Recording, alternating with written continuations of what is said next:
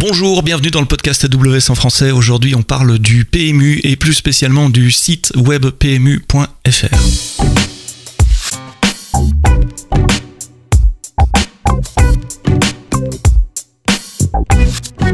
Bonjour, bienvenue dans ce nouvel épisode, vendredi matin, comme tous les vendredis. Maintenant, ça devient une habitude pour vous de télécharger le podcast à la veille du week-end et de l'écouter pendant vos activités du week-end, en courant, en conduisant et autres.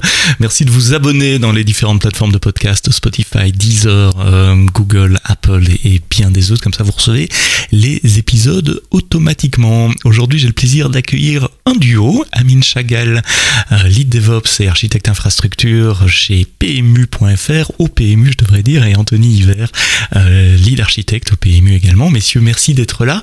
Je vais commencer par une question bateau, parce qu'en France, tout le monde vous connaît, mais le podcast n'est pas écouté que en France. Alors le PMU, c'est quoi ? Déjà bonjour et merci pour l'écoute. Donc le PMU, alors c'est une question qui est assez simple. C'est une entreprise qui a plus de 100 ans finalement, qui est très orientée sur le gaming. Leader de son marché en Europe quand même. En Europe. Ça c'est important de le signaler. Et qu'on même se constitue même finalement dans le top 5 des plateformes e-commerce françaises. On me semble c'est assez peu, mais c'est une plateforme qui a quand même pas mal de clients, beaucoup de trafic et très orienté gaming. Donc finalement avec un périmètre assez vaste, on connaît beaucoup le hippisme. Mais on fait aussi énormément de sport et de poker, avec une activité très forte à l'international aussi. Et ça, pour le coup, c'est très peu connu. À l'international, ça veut dire sous la marque PMU dans d'autres pays ou en marque blanche pour d'autres marques ? Alors, surtout au propre, en fait, puisque le PMU vend des courses à l'étranger, consomme les paris, les courses étrangères, et donc, en ce sens, on a énormément de partenaires à l'étranger avec lesquels on travaille. Je connais pas le nombre de pays exacts avec lesquels on travaille, mais c'est plusieurs dizaines de pays. Donc, c'est une activité pour nous qui est très forte et qui a un chiffre d'affaires assez conséquent. Et c'est essentiellement du trafic web pour les paris. Il y a, je suppose, une application mobile, évidemment. Je suis pas client du PMU, je suis désolé. En plus de tous les points de vente physiques. Tout à fait. Donc ce sont les 3 canaux de distribution, il y en a d'autres. Tout à fait, ouais. Et puis l'international, on est clairement sur une activité B2B. Donc on vend finalement les courses, comme je le disais, puis l'activité de prise de paris. Nos plateformes de prise de paris pour opérer à la place d'un, je sais pas, moi, il pourrait y avoir un partenaire dans un pays qui a peu de moyens pour orchestrer ses propres prises de paris. Et donc on organise la prise de paris directement à sa place, et puis on le redistribue, on calcule ce qu'on appelle les masses d'enjeux, les gains, etc. pour redistribution à ses clients. Uniquement du pari sportif ou principalement du pari sportif, parce que maintenant on peut parier sur la famille royale, etc. L'international, on est que sur l'hippique. Que sur l'hippique à l'international. Et en France, c'est que du pari sportif ou toutes sortes de paris Paris sportif, donc pari hippique et poker. On est sur ces 3 domaines-là. D'accord. Quelles sont les contraintes ? Vous brassez beaucoup d'argent, forcément. Vous avez certainement des contraintes de disponibilité, certainement des pics d'activité au moment de certains jeux ou courses. Quelles sont les contraintes sur un système informatique quand on fait des paris en ligne ? Alors, bonjour. Salut Amine. Oui, donc effectivement, par rapport à ce que disait Anthony sur notre activité, ça va tourner en termes de contraintes autour de la performance. On parlait donc des différents domaines, donc les différents univers hippique, sport et parieurs et poker. Donc les parieurs, en fait, ils ont des types de comportements assez différents et du coup, ça engendre une activité qui est totalement différente en fonction des paris qui sont pris et c'est là où effectivement sur la partie performance, ça constitue une grosse contrainte. Donc, on est supposé garder un service de qualité, avec tous les pics de charge qu'on reçoit lors des prises de paris. Si je prends un exemple un peu particulier, donc le quintet qui est le produit phare sur les courses hippiques. On a des parieurs qui se connectent tous les jours, vraiment quelques minutes avant le départ de la course du quintet, et après ils vont se reconnecter juste à la fin de la course, pour voir s'ils ont gagné ou pas. Et ça, c'est vraiment des activités de type vraiment en pic. Donc on est sur une augmentation du trafic de façon assez conséquente en quelques secondes, voire minutes. Voilà. Mais prévisible, puisque vous connaissez les heures de début de course et de fin de course. Effectivement, donc en parlant donc du côté prévisible, effectivement. Donc si on rentre un peu plus dans l'aspect un peu technique, le fait de sur certains événements de pouvoir donc anticiper facilement donc cette forte charge, effectivement, ça nous permet de mettre les moyens techniques, par exemple, si on parle dans le cloud AWS, des solutions de type autoscaling, ça nous permet de les tuner pour effectivement être au rendez-vous quand il y a ces pics de charge. On va reparler de l'architecture plus en détail dans une minute, mais voilà. Oui, on l'avait pas dit, mais enfin c'est le podcast AWS, donc vous tournez PMU.fr sur AWS. Ça remonte à quand? Comment s'est passée cette décision? Pourquoi vous avez été vers le cloud? Je vais commencer par répondre, peut-être juste pour illustrer ce que disait Amine juste avant, quand même avec quelques chiffres. En fait, c'est pareil, on le sait assez peu, et on peut parler du marketing avec Top 5, e-commerce français, etc. C'est pas ce qui est important pour nous finalement. Ce qui est important, c'est la volumétrie. On parlait de pic, 5 minutes avant la course, par exemple. On monte quand même à des trafics qui vont jusqu'à 2000 transactions seconde. Je sais pas si vous vous rendez compte. Techniquement, je pense que nos auditeurs le sauront. 2000 requêtes HTTP. 2000 transactions de Paris, 2000 transactions par seconde, c'est considérable. Et donc pour nous, la performance, c'est la contrainte la plus importante au PMU. Tout est performance first. Tout ce qu'on conçoit, c'est la performance avant tout. On a aujourd'hui, par exemple, une durée, un temps de réponse de prise de pari qui est de 20 millisecondes. Je ne sais pas si vous vous rendez compte, mais associé aux 2000 transactions secondes... Qu'est-ce qu'il faut faire pendant ces 20 millisecondes en termes business? Je suppose qu'il faut valider un moyen de paiement, il faut enregistrer dans des bases de données, etc. Qu'est-ce qui est fait au niveau métier pendant ces 20 millisecondes? C'est un peu ce qui a été cité. Après, il y a eu aussi une validation fonctionnelle du pari. Par exemple, est-ce qu'on est en train de parier sur une course qui est déjà partie?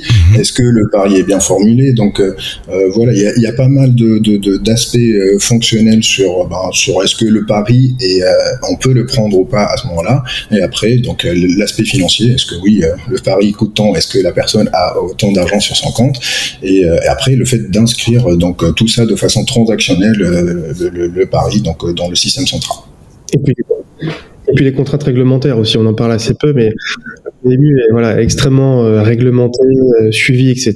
Et on peut pas prendre les paris de n'importe qui non plus. Donc on est obligé de bien vérifier que le parieur a certes suffisamment d'argent aussi, mais est-ce qu'il ne parie pas trop pour ne pas générer une addiction chez lui? Est-ce que on respecte bien ses contraintes de limitation personnelle? Est-ce qu'on ne fait pas trop de pression commerciale, etc., etc. Donc c'est tout un tas de règles de calcul qui impactent la prise de pari, mais qui sont essentielles finalement pour assurer une expérience client satisfaisante, une empreinte de jeu, de gaming, de plaisir. Et ça s'arrête là en fait. Quand on dit que PMU.fr tourne sur AWS, on parle du front-end plus de l'engin de pari que vous venez d'expliquer, qui est en quelque sorte le back-end, les deux, ou c'est juste le front-end et puis le back-end il tourne ailleurs? On parle de tout. On parle de tout, donc c'est la totalité. On parle de tout. Quand on parle du PMU aujourd'hui, ce qui a été amorcé il y a environ 2 ans, et ce qui est aussi une des contraintes fortes qu'on s'est données nous-mêmes, c'est de tout refaire. Donc on s'est dit, on a un existant qui a plusieurs années, voire plusieurs dizaines d'années, on a envie d'accélérer notre transformation, d'être le plus moderne, le plus satisfaisant pour nos clients. Donc plutôt que de se dire, bon, comment on va améliorer par quick win, etc., on s'est dit, le cloud est là, prenons cette contrainte-là, allons sur le cloud et refaisons tout de zéro. Donc pour ceux qui connaissent un peu les termes, donc ne pas faire de lift and shift, mais de recréer toutes nos applications sur AWS en tirant parti du serverless le plus possible, en architecture microservices, avec une approche DevOps. Donc from scratch. Wow. Donc là, c'est quand même quelque chose, pour nous, moi et Amine, en tant qu'architecte, qui est passionnant.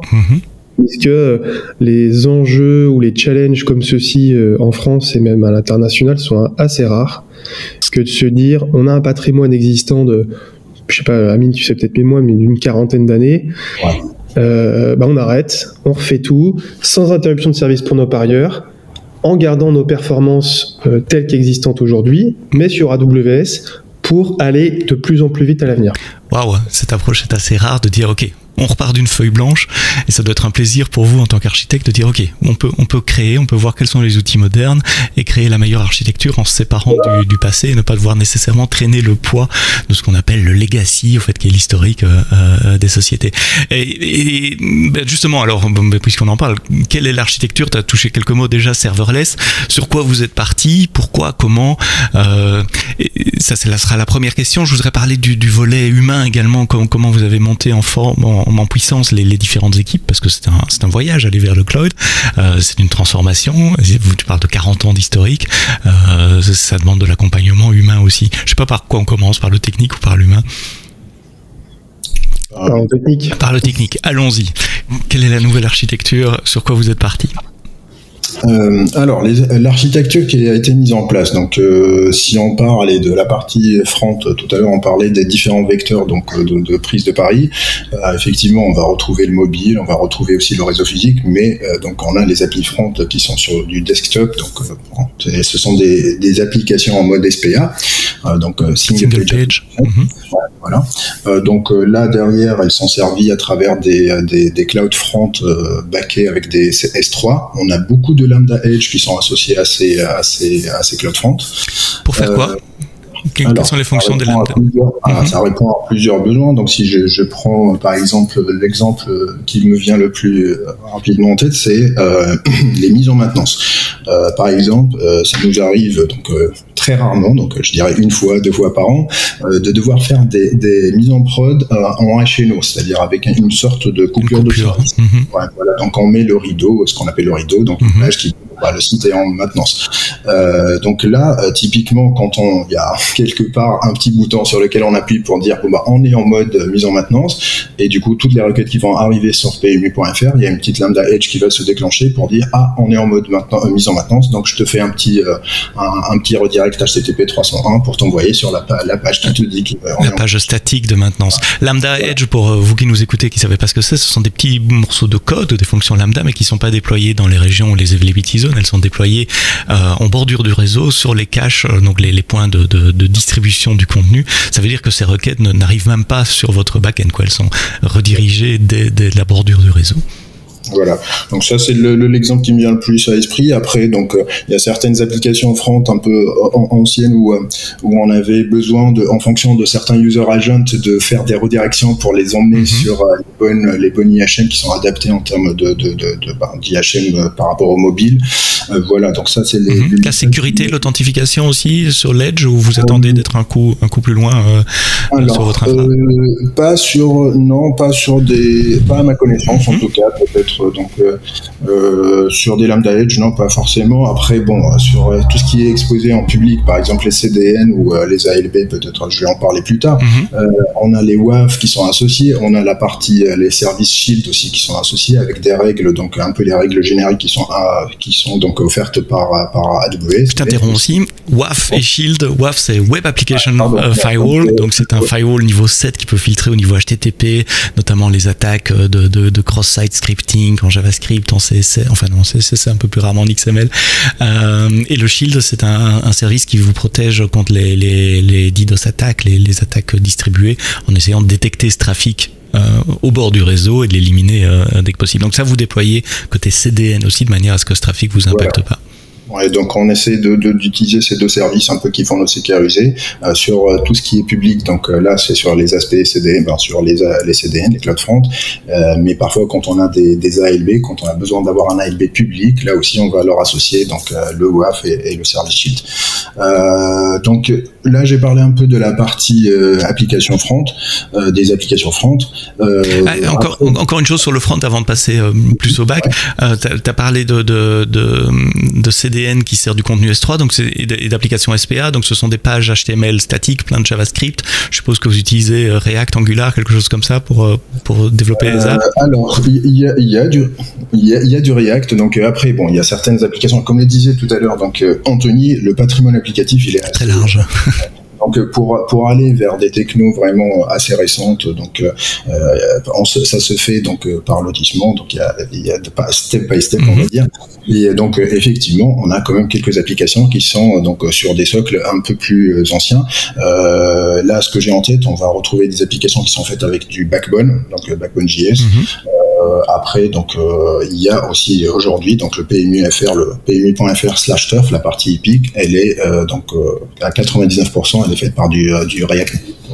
Et donc c'est des applications qui tournent entièrement sur le desktop en JavaScript et puis qui font des appels d'API vers votre backend, ce qui est une bonne transition pour la suite, avec expliquer le front avec l'architecture CloudFront, Edge, du Lambda on Edge, du WAF, donc du Web Application Firewall, du Shield.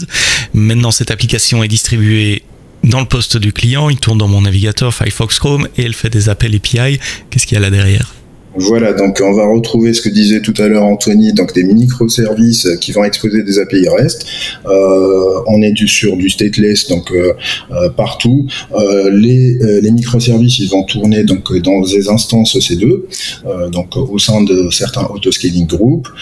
L'exposition donc de ces services, donc elle se fait parfois à travers des ALB, donc des load balancers, des load balancers, donc pour distribuer la charge sur les différentes instances quand il y a du scaling. Et donc en frontal, mais vraiment la partie frontale, il y a donc les API gateway, donc pour faire la partie REST. Exactement. Dans certains cas, on va retrouver un peu des services un peu exotiques où c'est pas forcément du REST, et donc par exemple de la WebSocket. Donc on pousse parfois les informations vers les fronts ou les mobiles, donc avec de la WebSocket, ou un peu parfois c'est des protocoles un peu particuliers, c'est pas forcément de la WebSocket, mais ça envoie des données à travers des connexions TCP, et du coup on est obligé donc d'exposer, de rajouter pas un ALB mais plutôt un LB, un load balancer réseau. Voilà, donc il va être un peu plus bas dans les couches réseau. Donc là, on a parlé un peu des microservices. Bon, après, donc les microservices, parfois, ils ont besoin donc de bases de données, de stockage. Donc on va retrouver un peu les deux typologies de stockage, soit du NoSQL, principalement avec du DynamoDB. Ou alors du SQL, donc avec les deux moteurs en général qu'on utilise les plus souvent, c'est du PostgreSQL ou alors du MySQL. Que vous utilisez via des services managés comme RDS ou Aurora Effectivement. Tout à l'heure, Anthony, on a quand même tiré profit du cloud, donc ça c'est un exemple, c'est là où avant donc on était obligé de gérer tout seul notre cluster de MySQL, maintenant là on a un service managé offert par AWS. Offert, façon de parler, oui. Ouais. Proposé, ouais. Parce que vous voyez les factures passer aussi, donc soyons clairs là-dessus. C'est intéressant, souvent dans les équipes qui font du microservice, vous laissez les équipes choisir la base de données la plus appropriée à leur modèle de données, ce qui explique probablement pourquoi vous avez du SQL et encore plusieurs variations d'SQL, MySQL et Postgres et du DynamoDB. C'est la même philosophie, chaque équipe peut choisir le data store qui leur convient le mieux, ou presque. Je vais essayer de rebondir sur cette question avec les aspects humains dont on parlait tout à l'heure. Enfin, la question qui était posée tout à l'heure. Ouais. C'est vrai que un des challenges qu'on avait aussi, c'était donc finalement de changer le moteur de l'avion en plein vol, et donc puisque ça suffisait pas, on s'est dit on va changer de méthode de travail. Donc on a vraiment décidé de passer en mode agile à l'échelle ou safe pour ceux qui connaissent, et donc ça nous a apporté une vraie valeur dans l'autonomie des équipes, ce qui a eu une vraie conséquence sur l'architecture de la plateforme finalement, puisque Amine tout à l'heure, à l'instant, parlait du front office. Je ne sais pas si vous voyez la page d'accueil de PMU.fr, j'en suis sûr en tout cas, puisque tout le monde connaît la page d'accueil. Je vais la mettre dans les notes du podcast évidemment, donc vous allez dans les notes du podcast et vous allez sur PMU.fr. On voit certaines fonctionnalités, on a les chevaux suivis, on a la capacité de prise de pari, puis si on va sur une course, on a ce qu'on appelle nous le tableau des partants, etc.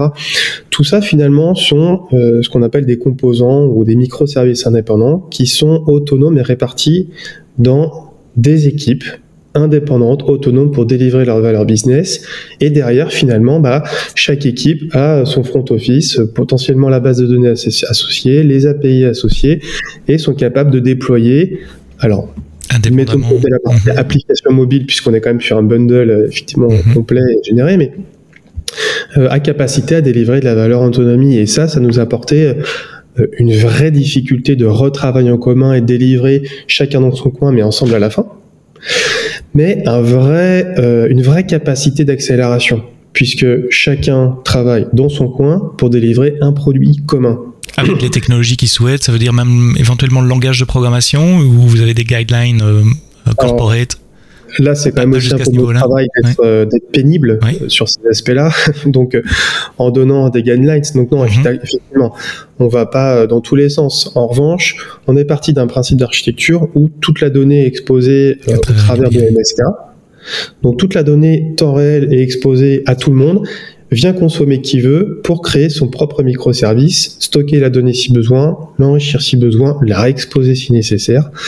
Dans un langage plutôt Java, Spring Boot, Quarkus, Lambda ou pas, mais en tout cas technologiquement c'est basé là-dessus. Du Node.js parfois quand on a vraiment besoin de langage interprété, notamment dans les lambda pour que ce soit le plus rapide possible. Parfois même en Python quand on veut aller encore plus vite sur des traitements particuliers. Essentiellement quand même Java et JS. Et puis sur le front, là on a carrément même imposé finalement le React Native, tout simplement pour avoir aussi une gestion des compétences facilitée React ou React Native pour le mobile et le web. Oui, ça favorise la mobilité dans les équipes aussi. Si on change d'une équipe à l'autre, on n'est pas tout à fait perdu, on ne doit pas tout réapprendre. Même si les équipes sont assez autonomes sur leurs produits, sont honneurs de leurs produits, le plus possible. Bien sûr, des fois, pour le scaling des équipes, on peut avoir effectivement quelques changements au sein des équipes. C'est facilité par ça. Donc plus d'accès direct à des bases de données, passer par des APIs, c'est ce que Amazon a fait aussi il y a quelques années. Et tu as dit un truc intéressant, la donnée est diffusée via, tu as cité MSK si j'ai bien compris, c'est le managed service de Apache Kafka, donc vous êtes en mode streaming, les services streament leurs données, et en mode pub sub, alors d'autres services peuvent s'y abonner en disant tiens moi j'ai besoin de ça, je vais m'abonner.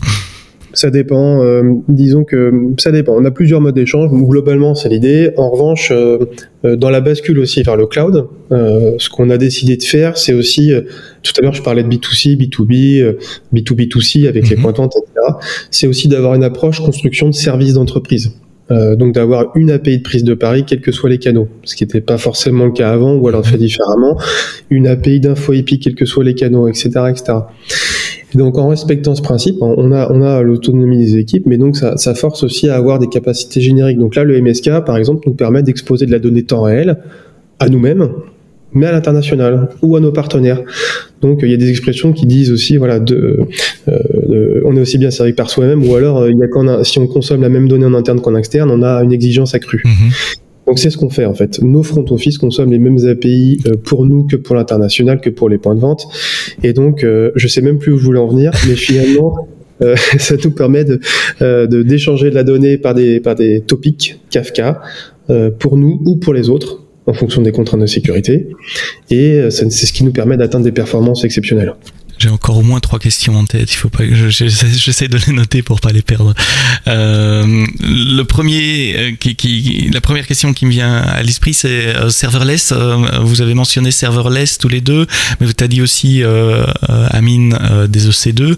Donc qu'est-ce qui est en serverless, qu'est-ce qui est enfin peut-être pas fonctionnellement, mais quelle est la décision pour aller en serverless pour certains microservices et EC2 pour d'autres? Alors, les guidelines, ils sont un peu génériques dans le sens où il y a une réponse plutôt simple. Si ton service n'a pas besoin d'être là up tout le temps 24h24, donc là il faut se poser la question, est-ce qu'on part pas sur du serverless? Donc on a pas mal de traitements qui sont supposés soit être lancés de façon chronée, c'est-à-dire à une fréquence bien déterminée, une fois par jour, une fois par mois. Donc là on s'oriente forcément vers des solutions de type lambda si le traitement, donc la durée du traitement et les exigences techniques du traitement le permettent. Qu'est-ce que d'autres cas d'utilisation de lambda, c'est quand on veut réagir à de l'événement. Par exemple, là on parlait du MSK, donc du messaging, les microservices dont je parlais tout à l'heure. Parfois ils s'échangent des messages, parfois c'est pas à travers du MSK, parfois c'est à travers du SQS. Parfois on a besoin de faire des traitements qui réagissent à un dépôt d'un fichier dans un petit bucket S3. Donc tout ça, on va venir donc plugger des petites lambda qui vont soit donc venir lire le fichier, faire des insertions dans une base ou faire des traitements particuliers. Donc là, c'est dans ce genre de situation, quand il y a de l'événement et qu'on n'a pas forcément besoin que ça soit quelque chose qui soit up tout le temps, donc H24, là on va forcément s'orienter vers des solutions de type lambda. Et puis il y a aussi une notion d'argent quand même. C'est-à-dire que c'est aussi une prise de recul qu'on commence à faire maintenant finalement, c'est qu'on a vraiment au départ joué la carte d'AWS à fond. Utiliser le bon service au bon endroit pour le bon usage. Donc on a fait énormément de lambda, énormément d'SQS, on a basculé sur des Kafka, etc. Aussi en fonction de l'argent. C'est-à-dire que les lambda c'est très sympa, mais quand on a 2000 transactions secondes, c'est déjà beaucoup moins sympa. Parce que certes on calcule la consommation et on pourrait très bien se dire que plus on a de trafic, plus on gagne d'argent. C'est pas toujours vrai.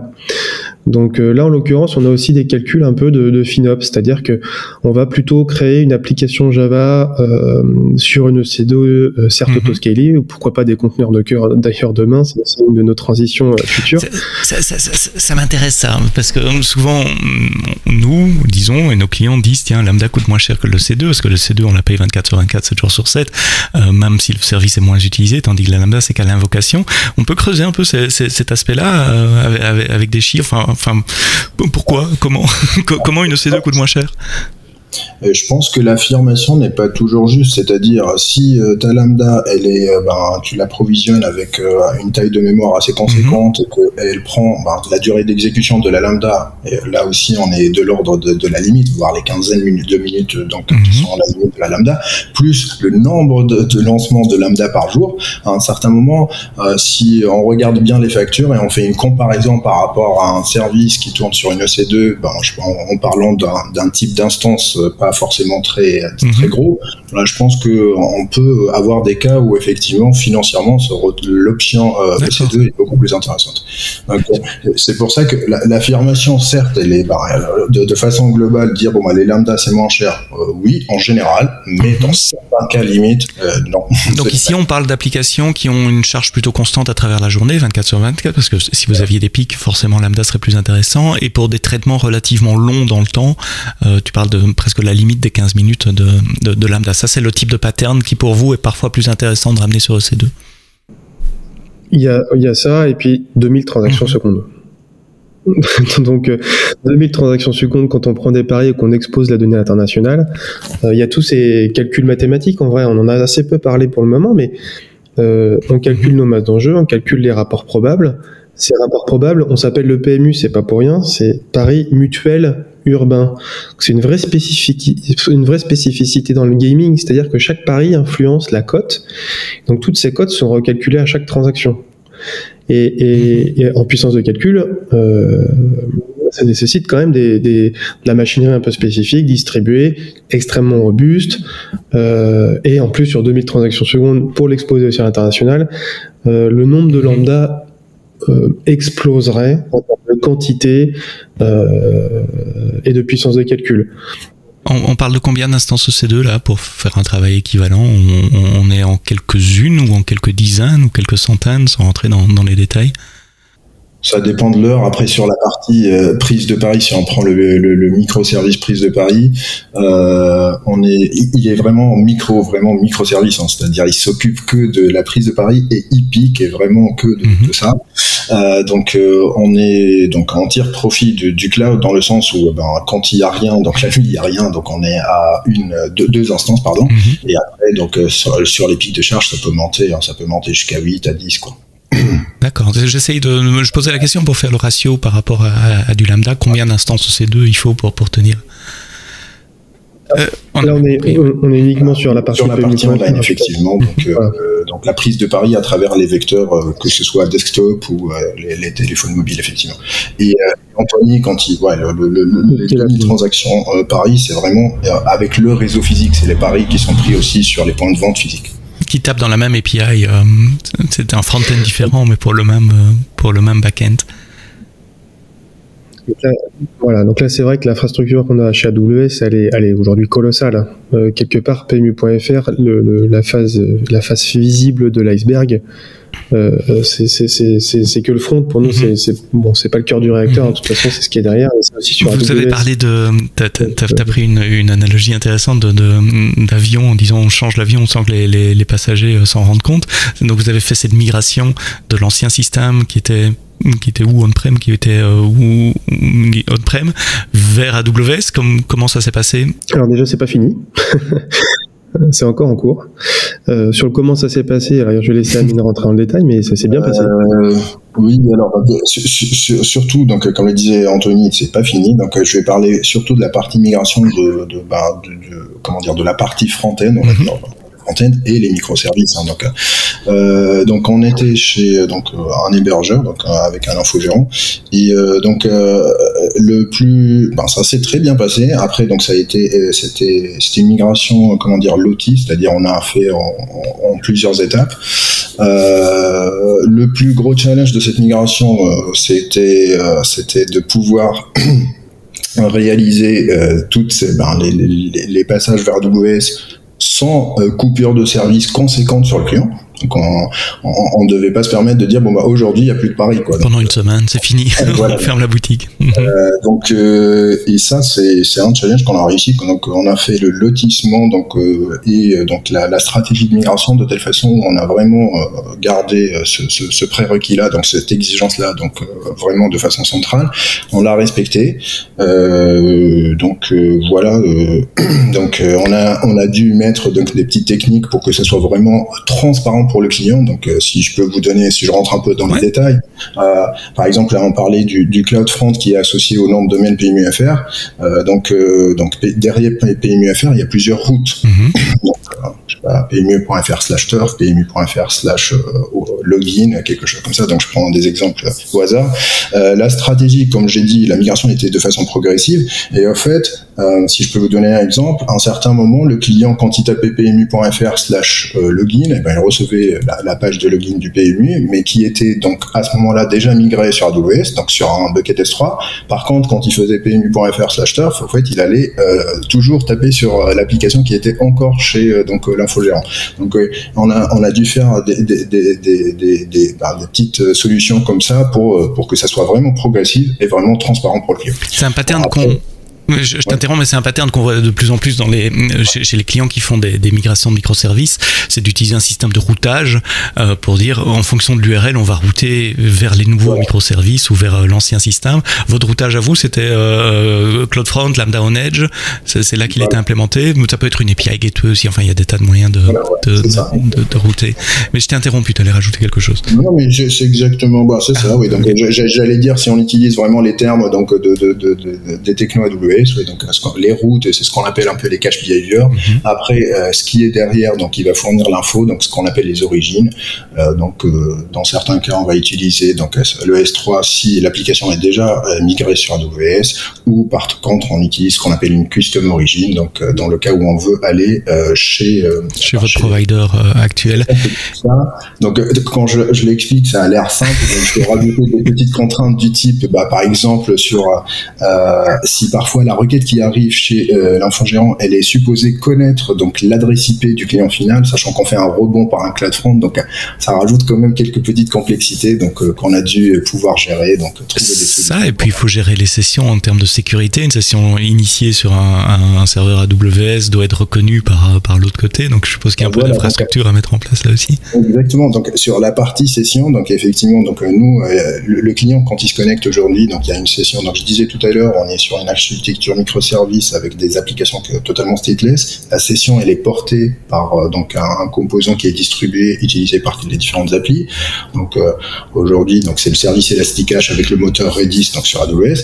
Et donc c'était un gros challenge de dire je vais migrer les applications qui ont besoin de ce repo de session, si on peut dire, vers AWS. Donc ça c'était une des contraintes de la migration, c'est de dire effectivement comment le client, il restera toujours connecté pendant la navigation, quoi. Voilà. Et ça m'amène à l'autre question que j'avais en tête en élargissant un peu le champ. Comment on migre les données aussi, parce qu'il faut synchroniser les données entre différents systèmes.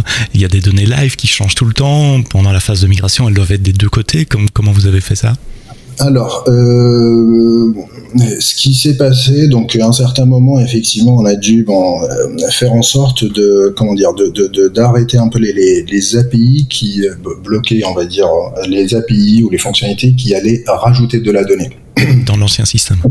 Dans l'ancien système. Migration, et après donc passage, contrôle des données pour être sûr qu'on est bon, ouverture du service et ouverture des API pour qu'elles puissent insérer, donc une fois qu'on a déjà été migré sur AWS. Donc ça, c'est pour les données où on pouvait se permettre de faire ce genre d'opération et sur lesquelles le volume n'était pas très très gros.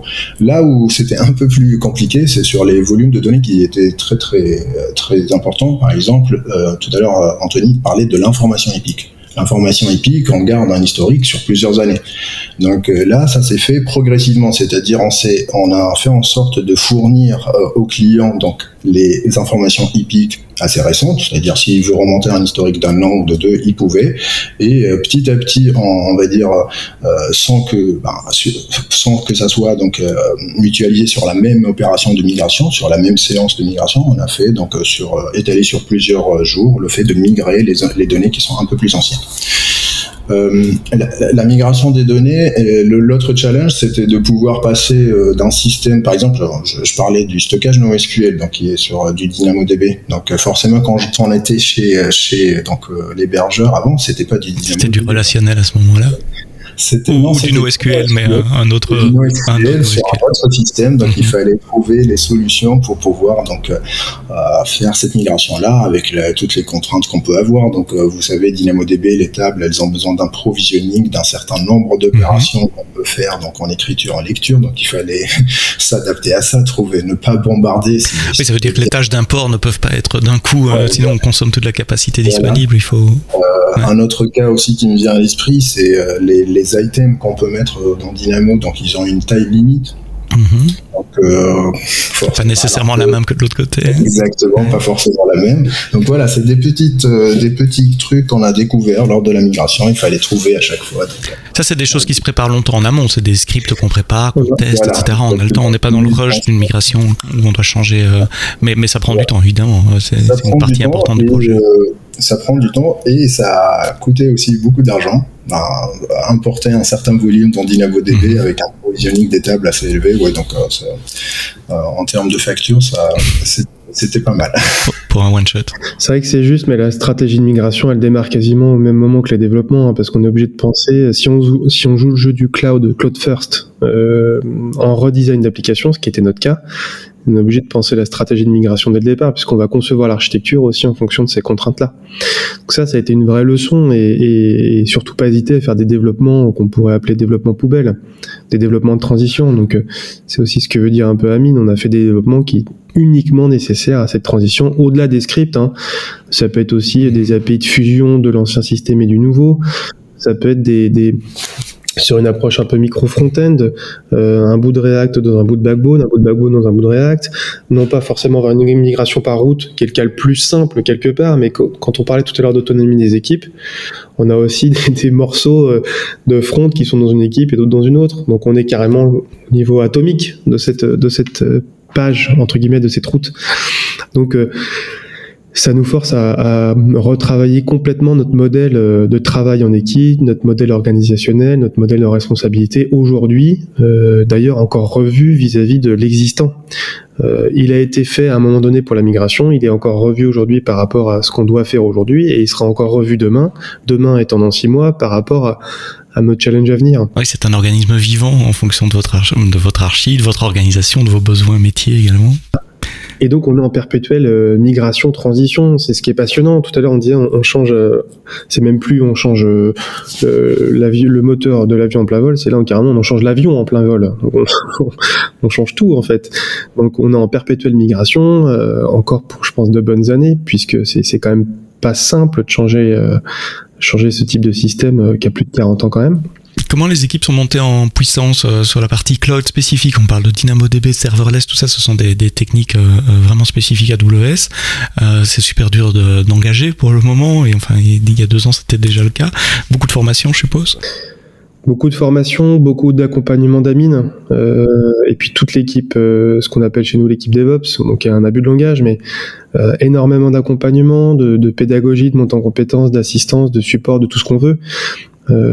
Pas toujours simple, hein, parce que faut pouvoir s'approprier la techno, s'approprier AWS, des nouvelles fonctionnalités, heureusement et malheureusement, qui sortent tous les jours, donc avec des arrêts de support, des arrêts de version, donc c'est effectivement quand même un travail très difficile, hein. Avec le recul, on sent que tous les développeurs au monde ne connaissent pas encore AWS. C'est un axe de progrès peut-être aussi pour AWS pour plus tard.